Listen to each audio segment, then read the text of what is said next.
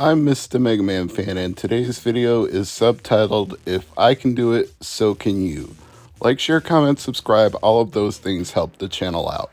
I recently saw this recommended as the most affordable built-in heatsink SSD that you could buy for the PlayStation 5.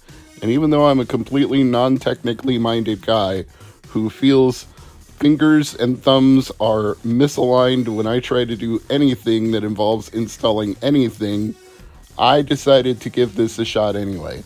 I need extra storage to play the games I want to play on my PlayStation 5, and another terabyte would certainly be helpful, especially if it comes with a built-in heatsink and I don't have to install one myself. So here we go. Full disclosure here that I use SpawnWave's tutorial on YouTube, so if you're not already a subscriber to his channel, I highly recommend it because he made it look relatively easy and painless and gave me the confidence that I needed to try to do this myself. But the first thing I have to do is get the SSD out of the package.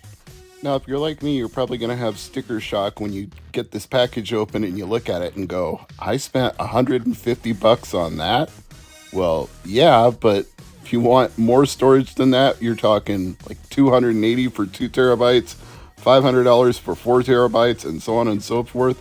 This really is the best option that you can get for the money. And a full terabyte of extra storage on top of the 600 or so gigabytes that you'll have after the system software is installed on your PlayStation 5, well, you've got 1.6 to work with at that point, which seems like a pretty reasonable amount.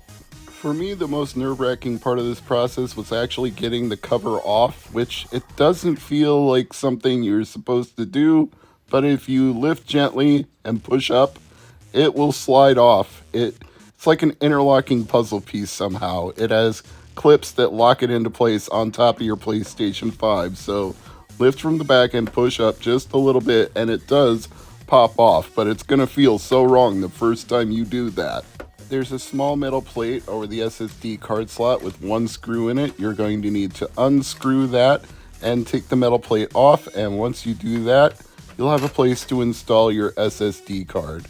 Really, again, this seems like it should be more complicated than it is, but it's actually not. There's also a small mounting screw in the back for locking your SSD into place once you've installed it, so go ahead and remove that small screw and the little interlocking ring that goes with the screw, because you're going to put that into the hole and then screw it down. You'll see what I mean by that in just a moment, but that will securely fasten your SSD into place so that it doesn't move around when you're actually using the PlayStation 5. I don't think the SSD could actually move on its own because it snaps into place with a pretty firm click when you do it, but it's always better to secure it with the mounting screw that they have instead of just leaving it to chance.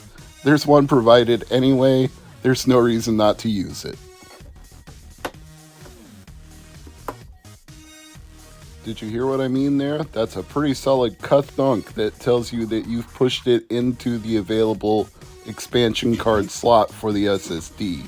So once you've done that, take that mounting screw, put it in the little hole that is right next to the SSD card. There's a whole series of holes in the tray depending on which size of SSD that you have, and as long as your heatsink is not too large for the slot, everything will fit in here just fine. Again, that's why I went with this Aorus brand that was recommended, because people had previously used it inside their PlayStation 5 and found that it fit. But your mileage may vary. You may want to get a larger one and install your own heatsink. I just like the convenience of it being an all-in-one package.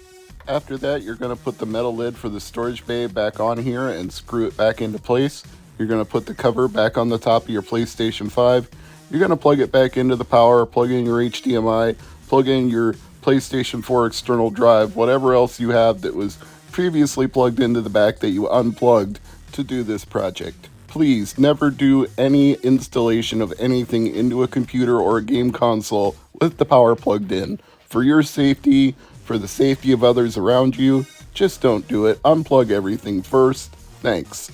And now the moment of truth. How is my PlayStation 5 going to react to what I did? Well, what do you know? It looks like I installed it correctly because it immediately tells me to format the SSD card to use it. I wish every project was as easy to do as this one. No soldering, no wiring, just plug and play, and it recognizes it right away. So of course, there's only one other thing left to do. That's install a game to the SSD and make sure that it recognizes it when I want to boot it up. So let's grab a game and make sure that that works.